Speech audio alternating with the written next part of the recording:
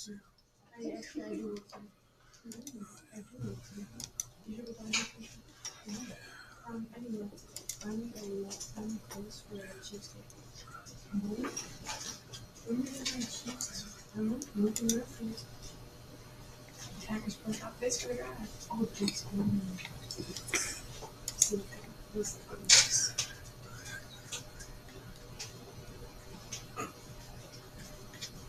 you afraid of the cheese kind of thing?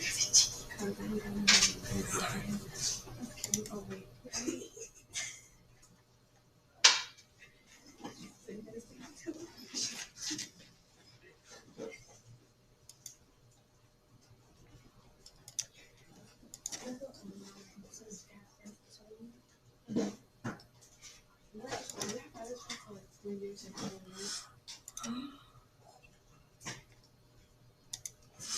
Okay, ladies and gentlemen. So, name me a unit. Time.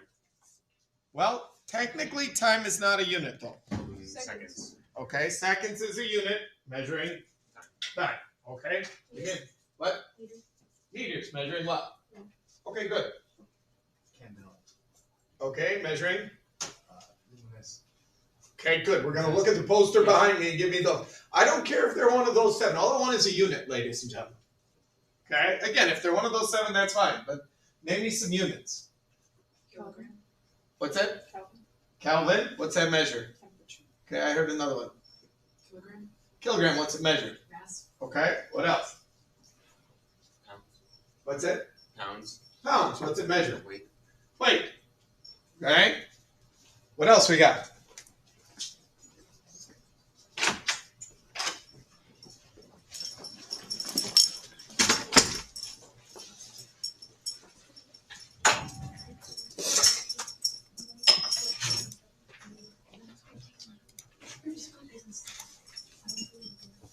Jim, give me a unit.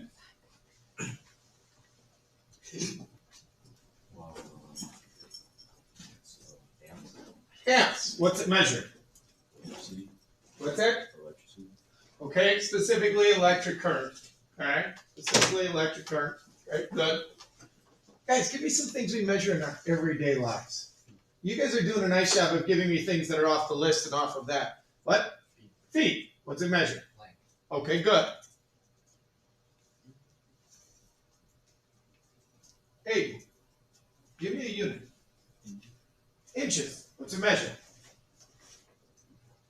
Length or distance. By the way, length, distance, same thing, right? And then you could get into length, width, and height. Those are just different ways of all measuring the same thing, which is distance. Okay, good. Jacko, give me a unit.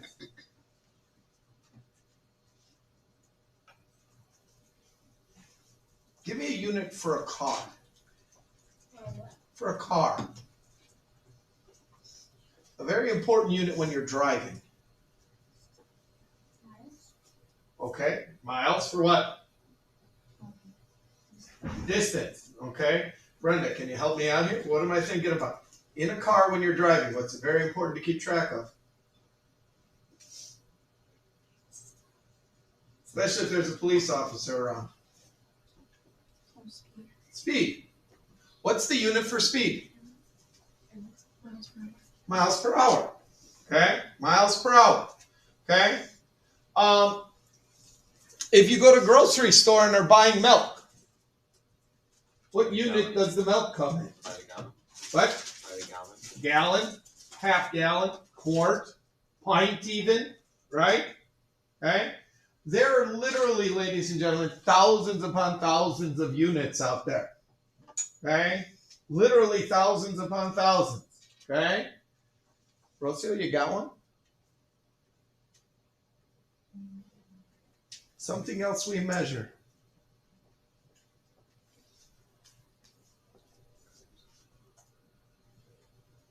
Well, before you left for school, you might have checked the what outside? The weather. Give me a unit that they use in weather. Celsius. Okay, Celsius for temperature, right? I will get you one in a second. Okay? Daniela, right? What do you got for a unit? A milliliter, okay? A milliliter measuring volume, okay? there are lots of units out there, ladies and gentlemen. Okay? In horse racing, they use a unit called a furlong. Any idea what it's for? No. Well, it does sound like that, yeah. But it's actually a measure of a distance. It's a certain distance, okay? And their races they measure in so many furlongs. And I believe it's like a quarter of a mile. So like a 5 furlong race would be a mile and a quarter around the track, something along those lines, okay? There are a lot of different units out there, ladies and gentlemen. Please open up your EISNs for when I get back. That's where we're going to start, okay?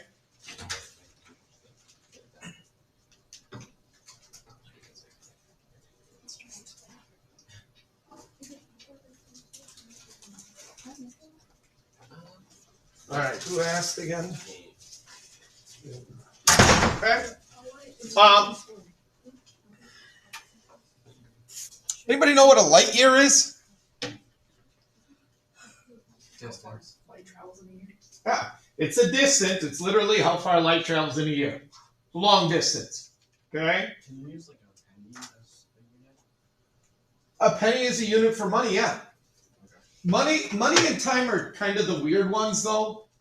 What I mean by that is, with time, it's 60 seconds is a minute, 60 minutes is an hour.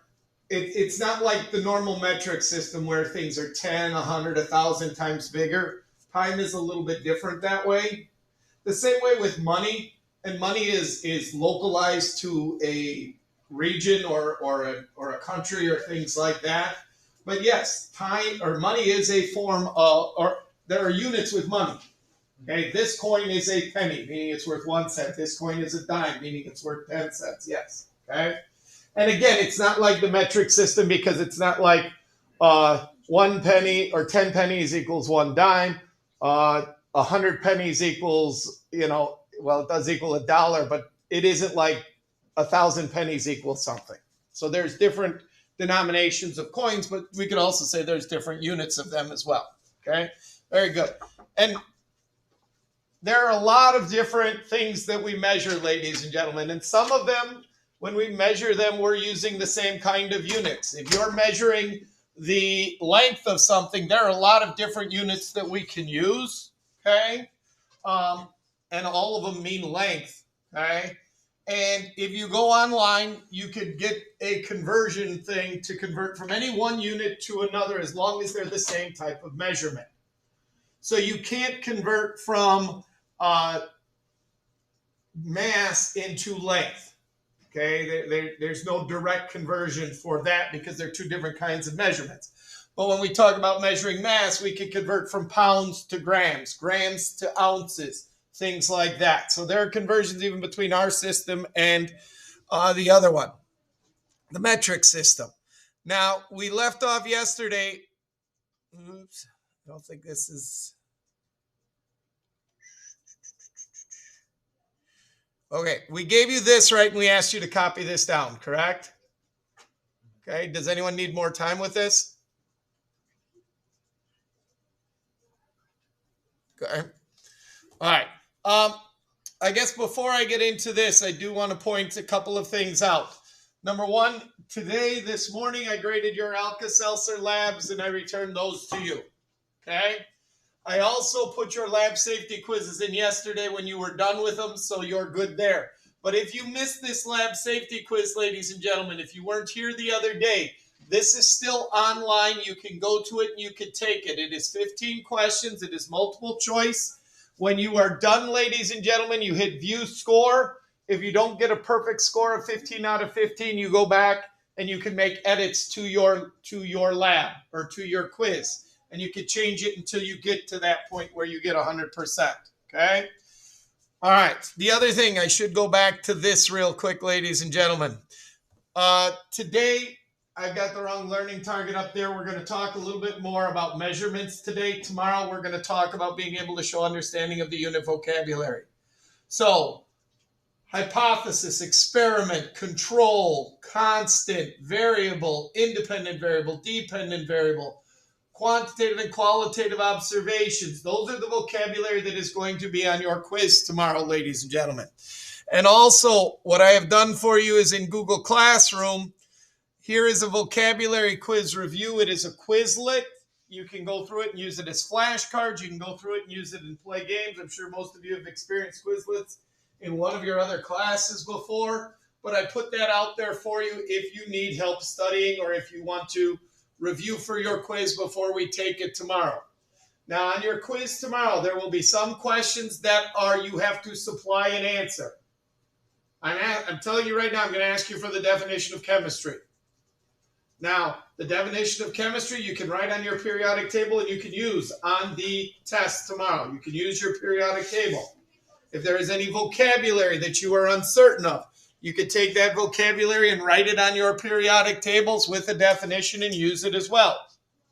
You can always use your periodic tables on any quiz or any test you take in here, ladies and gentlemen. And when I say tables, it's actually the two sheets. It is the one that is the actual periodic table that looks like this that I gave you. And it is the one that was that reference sheet that looks like this that I gave you. Any notes that you want to put on here for your quiz tomorrow, you are welcome to. Are there any questions on that? By the way, they are always right there. If you ever lose them, if you ever want another one, if yours gets so crowded that you can't read it anymore and you need to grab a new one, please feel free to take as many as you need. Okay? I have tons of copies of them already made and waiting for you, ladies and gentlemen. All right. So, with that in mind, ladies and gentlemen, okay, today we're going to talk about the 7 base units, and then I got a measuring activity that you're going to be doing in the lab at the end. Get it done and turn it in today. Your quiz is tomorrow. That's our reminder. So, any questions on any of that? Okay, then let's get through this real quick here, ladies and gentlemen. I do not want to take a ton of time, but I do want to go through this with you. So there are 7 basic types of measurements we make in science. That does not mean there are only 7 things we measure. There are 7 what are called the base units.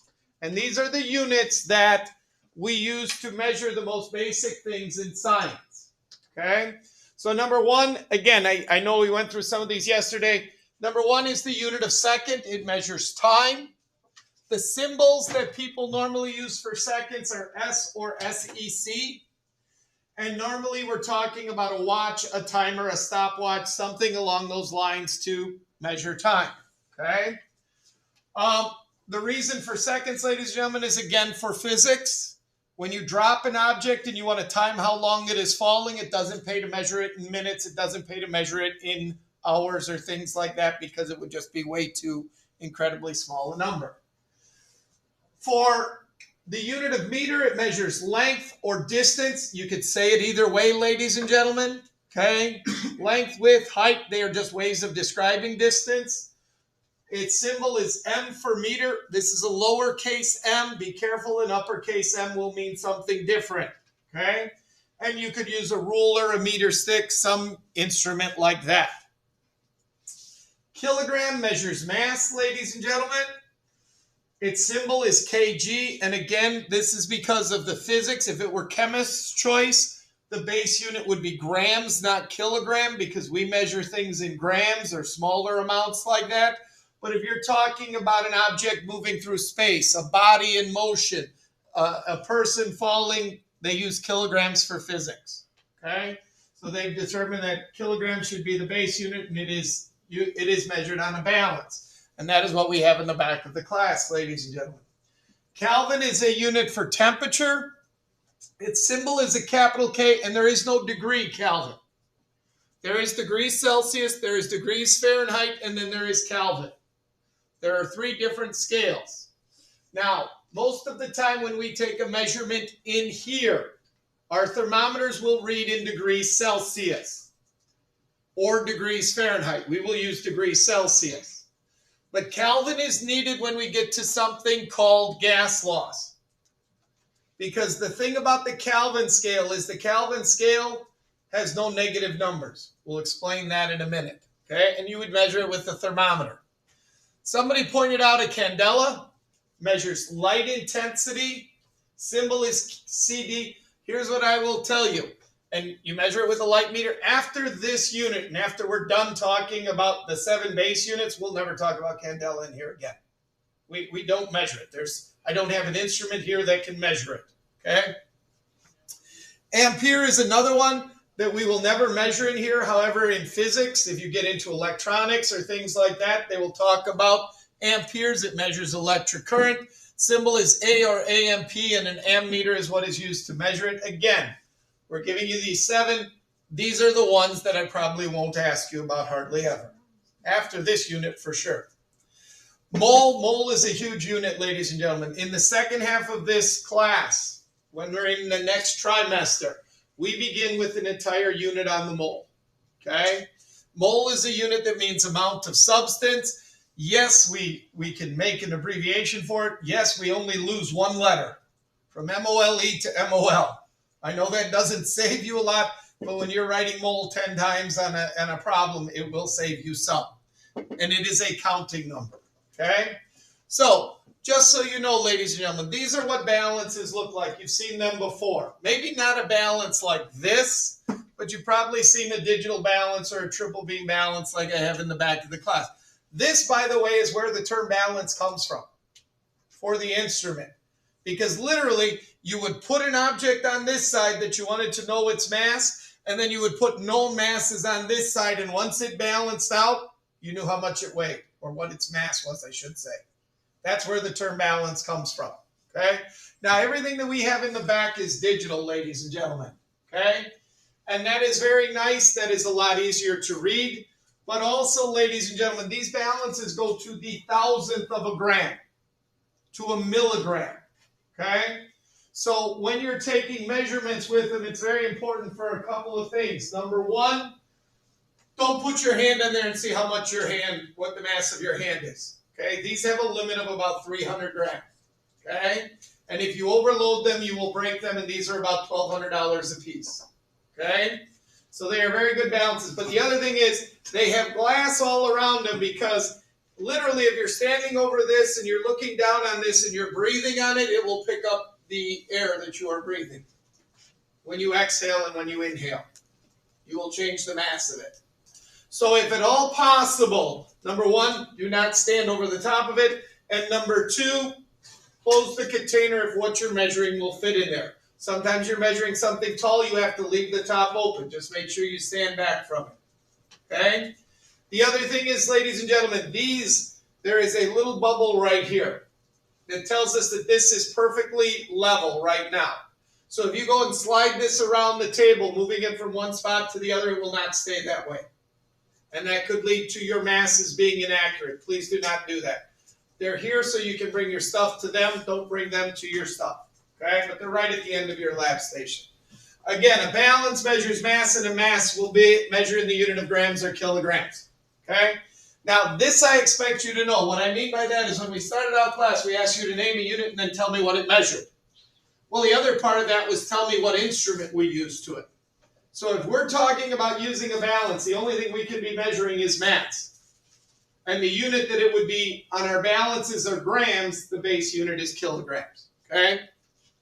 All right. So a ruler measures distance. And again, for distance, the base unit is meter. However, if we're measuring really long distances, we'll talk about kilometers. If we're measuring a short distance, we'll talk about centimeters or millimeters. Okay? All three of these we use, actually all four of these we use all the time. Okay? So a ruler, a tape measure. This is called a micrometer, ladies and gentlemen. This will literally measure the thickness of one hair on your head. That's what this can do. Okay? This is an instrument that is used by people who will machine parts, and they can measure how big something is. They could measure how big a hole is. All different things here with that, ladies and gentlemen. But all of them just measure distance. Okay? Stopwatch measures time. Time is in seconds. But again, you get to 60 seconds, you go to 1 minute. You get to 60 minutes, you go to 1 hour. If we needed to, we could convert 2 minutes and 13 seconds into seconds if we needed to. But we won't have to do much of that in here, just so you know. All right. Thermometers read temperature. There are three scales. There's the Celsius, the Fahrenheit, and the Kelvin. What is the boiling point of water in Celsius? 100. 100 degrees. Okay? What is the freezing point of water in Celsius? 0. Oops, sorry, I'm going this way. In Fahrenheit, it's 212. Okay? The first day of school this year, Miss Ferk said, all right, what's 212 mean? Every one of those teachers is looking around going, what are you talking about, 212? She's like, come on, science people, you should know this. I'm like, I don't know, Craig Counsell's batting average the last time he played for the Milwaukee Brewers. I have no idea.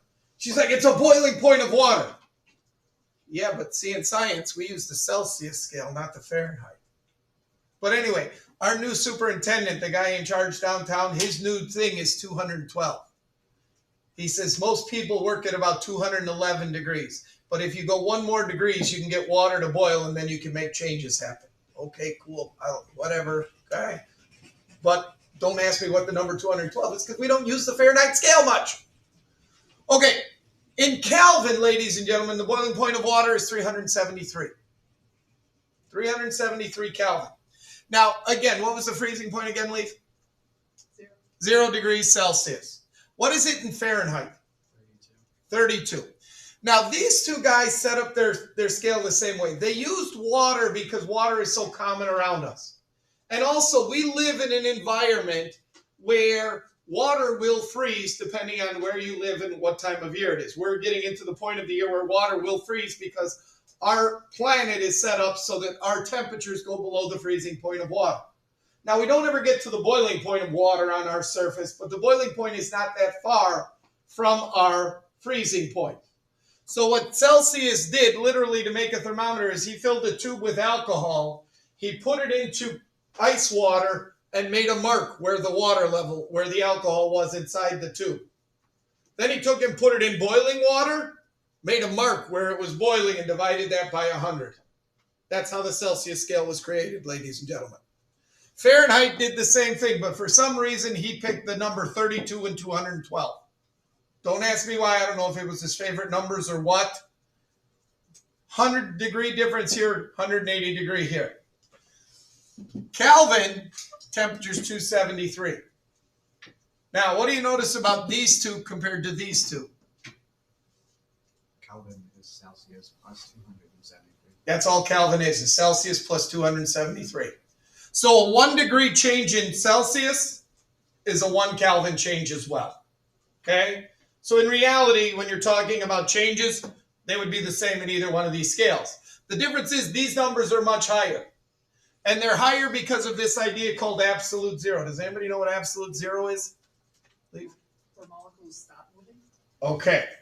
One of the things that we will learn is that all matter is made up of tiny particles. And the tiny particles are always moving. Now, the speed at which they're moving does change, but particles are always moving. Unless you get them really, really, really cold. If you get them cold enough, you should be able to stop them from moving. Well, Kelvin said, I'm not measuring temperature on some random scale of water freezing and boiling. I'm going to measure it on the movement of these particles. And the slowest they could ever move is what? 0. So he set up what is called absolute zero. 0 on the Kelvin scale. Now let me ask you this. Well, let's do this first. First of all, in Celsius, absolute zero, minus 273. Now, we're heading into the point of the year where I know you get up every morning and you're like, oh, is school going to be canceled? Okay, is it going to be cold in school canceled? Is it going to be snowing in school canceled? I'm not a big fan of school being canceled, ladies and gentlemen.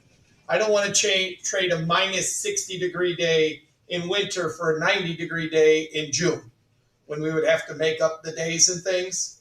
But anyway, whatever the case may be. Question is, really cold day.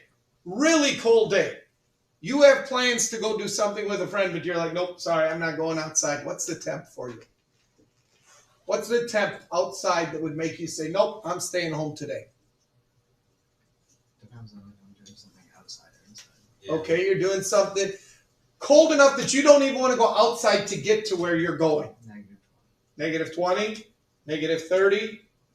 Negative 50, right? That's the Fahrenheit scale, right? Negative 50 would be a cold day, correct? Absolute zero, negative 459. That's cold. That is incredibly cold. And in Kelvin, it would be zero. Okay? This is the point where the motion of particles will stop. They will stop moving. Now, we've never gotten matter down to this point. We can predict this point. We know what temperature it is on those two scales. We've just never got matter cold enough to get down to that point. Okay? All right. Here's an ammeter. Couple different ways of measuring it. Measures electric current, ampere. Again, after this unit, we will not be talking about that. This tool is used by a photographer. Photographers need to measure light intensity. So when they do your school pictures at the start of the year, they have that big umbrella-like thing set up with the light on it. They take one of these, they hold it out there, and they see how much light they're getting so they know what setting to put on their camera. If the guy is at, outside doing photos, he'll use that because obviously the light is going to be different, tells him what settings to use in his camera because it measures light intensity. Again, after this unit, we will not worry about it. But where did the unit come from, Candela? What's it sound like? Literally, it was the light of one candle in a dark room. 2 candelas was the light of 2 candles in a dark room. 3 candelas, 3 candles in a dark room. That's how they used to measure it. Okay? The last one is a mole. A mole is a counting number. Represents amount of substance. Give me a term that describes an exact amount of something. A term that means a certain number of something. Dozen. Means how many? 12. A dozen means 12. Doesn't matter what you're talking about. Dozen golf balls, dozen pencils, dozen bowling balls, dozen students. It means 12, correct? Are there any others? Baker's dozen. How many? 13. Okay, 13. What else? Think smaller. Okay, but I agree with you. Triplets would mean what? 3. But you don't go, oh, look, there's a triplet of kids over there, right? There are some terms like that. Like if we talk about, people say, well, penta means 5. Yes, it does. But you don't go, oh, look, there's a penta of kids over there. What? Means how many? 2. How many in a pair? 2. How many in a few? Is it 3? I mean, depends on who you're asking. Thank you. So again, we got to be careful. A few, several means a number of them, a small number, but it doesn't mean an exact number. I would argue that a couple means 2. A pair means 2. A baker's dozen means 12. Anybody know what a gross is? A gross is 144. You're shaking your head, Levi. Why? It's just a dozen of dozens. Right, but certain things that they sell by the dozen, when you order a dozen of them, they call it a gross. So yes, you're absolutely correct. It's a dozen dozens for things that they sell by the dozen. All right, the mole, ladies and gentlemen. Whoa, go back. The mole means this. 6.02 times 10 to the 23rd. That is what it means. Now, this is what that number written out is without scientific notation. Without scientific notation, that is what that number is, ladies and gentlemen, just so that you are aware of it. Now, again, I am not going to make you, how shall we say, you're going to learn to use this. Let's put it that way, okay? But if you think about it, ladies and gentlemen, this place right here, hang on a second, sorry.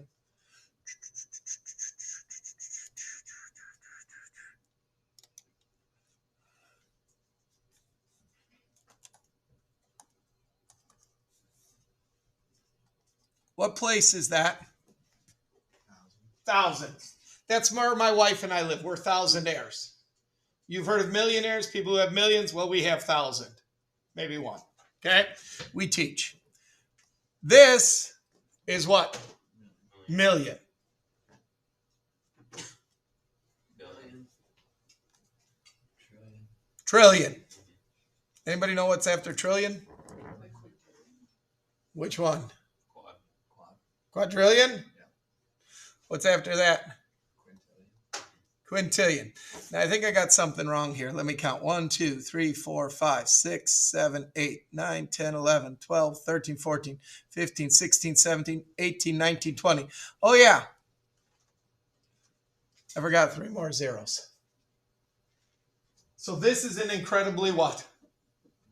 Large number. Large number. Okay? Why do we have it? What are we measuring a mole of? Would have to be something incredibly what? Small particles. What particles are incredibly small? Elements. Atoms and molecules. The things that make things up around us. We need this unit for that. Okay? Questions? All right, ladies and gentlemen, open up your Google Classroom and go to, oops, I need to get out of this, sorry. Come on. There we go. All right. In Google Classroom, open up the Scientific Measuring Lab. Open up that activity. Okay. So what can you look at on an instrument to help you identify what kind of measurement that instrument takes? When you get to an instrument, every instrument that we use has to have markings on it and numbers, correct? But it also has to have what on it? What do you mean?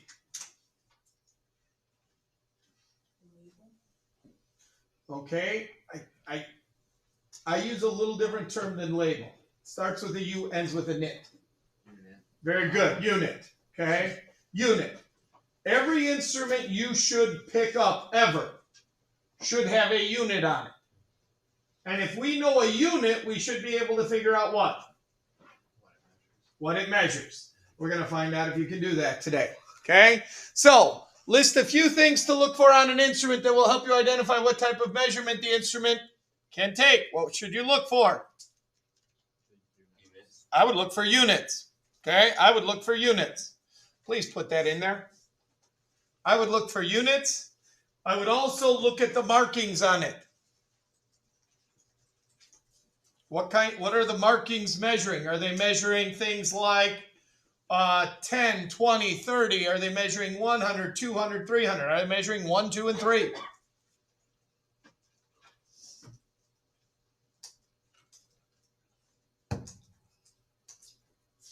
I have no idea why that 30 is up there. Okay.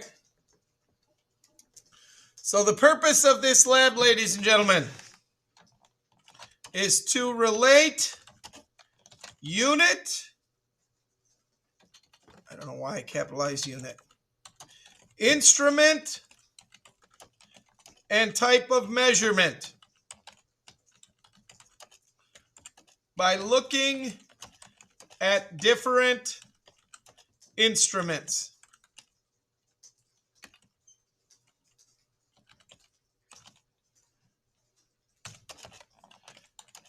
And to determine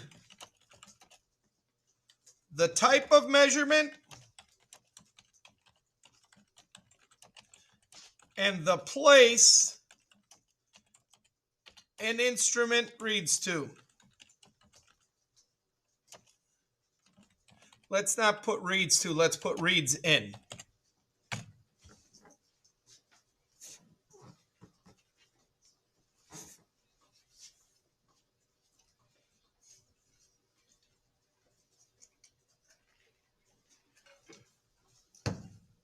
So, please have something in that top box too. That way I can give you a point for just having something in there, like look for the unit. Okay? We good? Anyone need more time? I think Aiden's still copying a little bit there. Does that help a little more, Aiden? Sorry. Is that better? Okay. So 2 things become important in science, ladies and gentlemen. Figuring out what the instrument is measuring. And then figuring out what the number markings are on an instrument. Okay? Now, the number markings lead us into something that you probably haven't heard of or talked about since you were probably a little kid. But remember, every digit in a number represents a certain place in that number. So this number is 1,342,365.1427. This 5 is in the ones place of this number. This 6 is in the tens place. Count by tens, Haley, from 0 to 100, real quick. Go by tens. Oh, 10, 20, 30, 40, 50. Okay, so if you look at an instrument and you see 10, 20, 30, 40, 50, 60 on it, we know that it's marked out in tens, right? We see that. But then you got to be careful. Then you got to look between 10 and 20. Are there any marks on it? If there are, is there 11, 12, 13, 14, 15, all the way to 19? Because if it is, then the instrument is marked out in the ones place. If you're looking at a beaker, maybe it has 100, 200, 300, 400. That's the hundreds place, right? So depending on what marks are will tell you what place it's reading to. Now, please be careful. Is there a 50s place? No. 50s is part of the tens, right? And it can help you estimate between 100 and 200, but there's no 50s place up here, correct? Is there a fives place up here? No. So sometimes things are marked off every 5, but again, that doesn't help you because that's not one of these places. Sometimes things go beyond the decimal. They go to the tenths, the hundredths, the thousands. You're going to look at your instruments today and you're going to try to figure out what place it reads to. Okay? You're going to try to figure out what place it reads to. So here's what happens, ladies and gentlemen. There are 9 instruments set out in the back. You have your computers. If you don't know what the name of an instrument is, you either have to make one up or you have to look it up.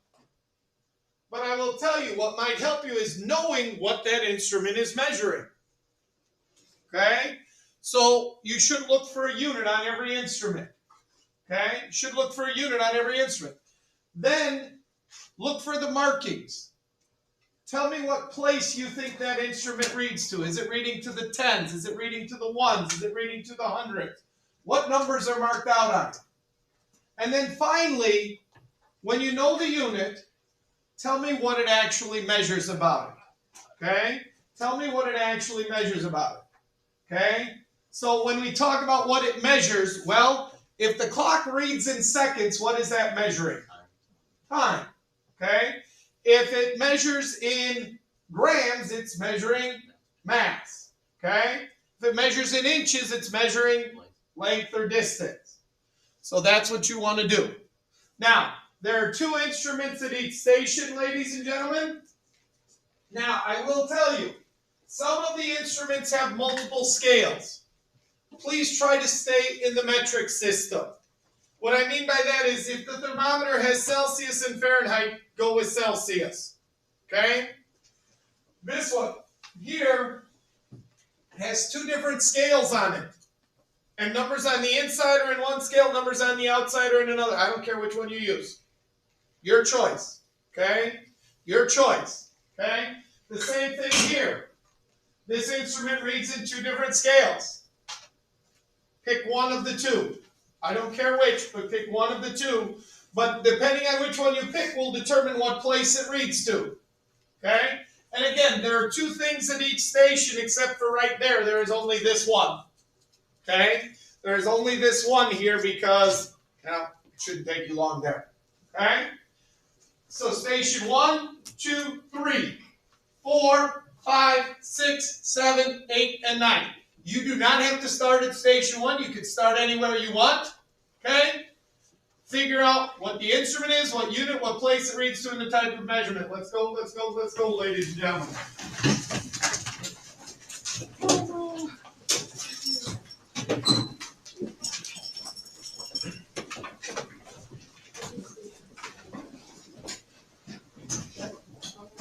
You can begin wherever you would like, ladies and gentlemen. I will answer any questions that you need, that you have.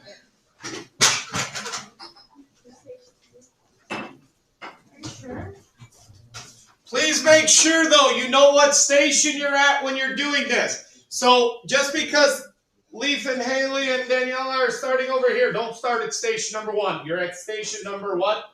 7. So make sure you put that in the same spot so that when we go back and compare, we're not confused.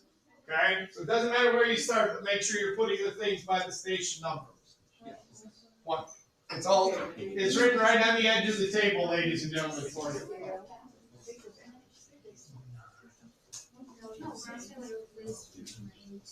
Okay, so now what I mean by that is, let's look at this. So what place is this? Nope. What are the numbers? What place? So that's the 1's place, right? Okay, but now look between the 2. How many marks are there? Between all the way in between. In other words, okay, so we know 1, 2, 3. That's the 1's place. Now the question is, are there the 10s? So is there 2.1, 2.2, 2.3, 2.4? Okay, so then we're reading in the 10s place, right? Is there anything between 2.1 and 2.2? Yeah, we're reading in the 10s place, okay? Okay, what do you think this measures? What is it? Huge. Right? And don't forget, make sure you cover the unit too, because there's 2 of them. So it'd be the units and Well, you only need to do 1. So since we did this side for the place, let's do. Oh, read that again. That's what we did. But Oh, you're right. I'm sorry. well, yeah, ounces too. Go. Yes. Ounces on the inside. There are no inches on there. Oh, yours doesn't have No it. inches.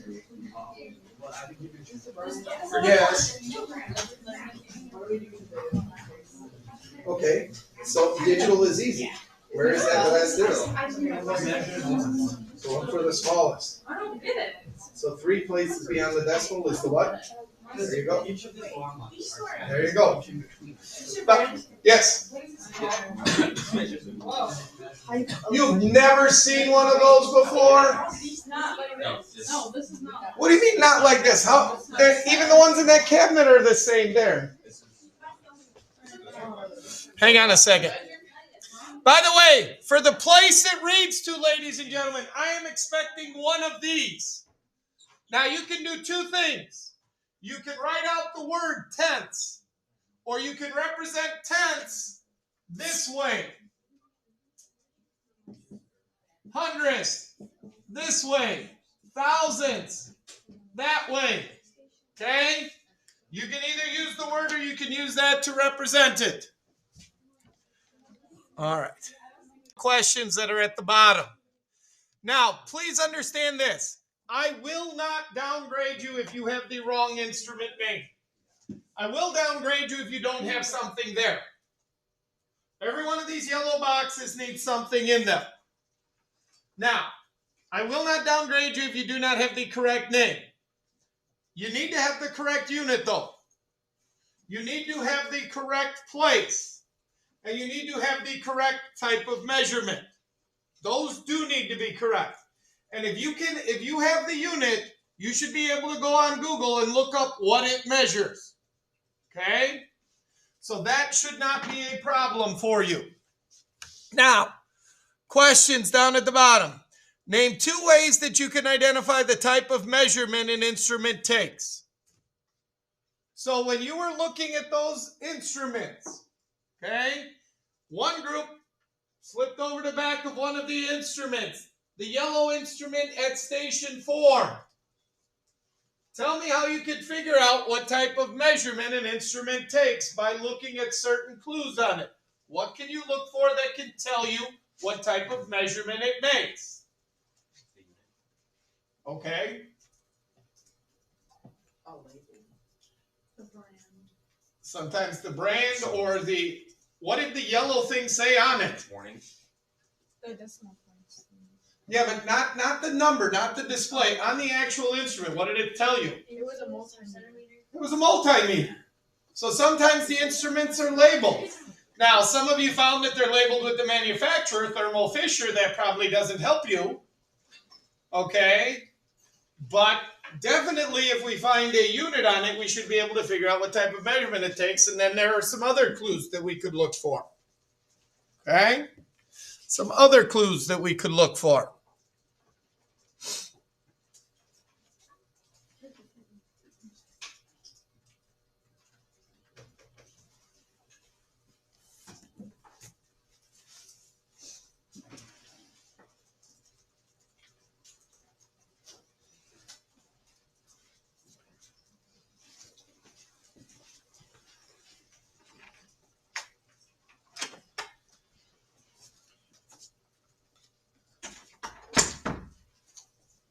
Why are there so many different units? Well, yeah, stuff might not be long Okay, enough to one measure. thing is because we're measuring different size things, correct? You're not going to measure the thickness of a piece of paper in miles. Doesn't make any sense, correct? So that's one reason. What is another reason though? Why are there meters and feet? Centimeters and inches? Different systems. Why? Well, I mean, there were different ways that we adopted the system. Correct. But also, if we go back far enough, every culture had to have what? Numbers. Not necessarily numbers. Numbers are universal. Well, some places have different base counting systems. Yeah. Okay? But still, think about units. Why are there so many different units? You go back to, you asked me about a penny being a unit, correct? Do they use pennies in Mexico? Well, they don't need to have a measurement for something. They all. What do you mean they all? Like, Think about going back in history. Is it both? Why? Because of what they were surrounded there. Okay, but also, was the world connected years and years ago? there No. wasn't a way to. So what did each Standardize it. society have to do? Come up with their own type of Each society had to come up with their own measuring system, if you think about it. Okay? Each society had to come up with their own measuring system. And then all of a sudden, the world started to connect. And what happened? They clashed. Well, now we needed a way of saying, okay, if you're telling me that you have a dinero, I need to know what that is in my, Need a standardization. or at least a conversion between them. So we need to figure out what you were calling a this much, that I'm calling this much, so that then we could compare them, correct? But originally, every society had to come up with their own system of units. Why? Because there was no standard system for it. Each society created their own way of measuring things. Okay? So, all right. For number 3, ladies and gentlemen, we're not going to get to it today. We will get to it tomorrow. We'll do the conclusion tomorrow, and then we will take our quiz tomorrow as well. Okay? Questions?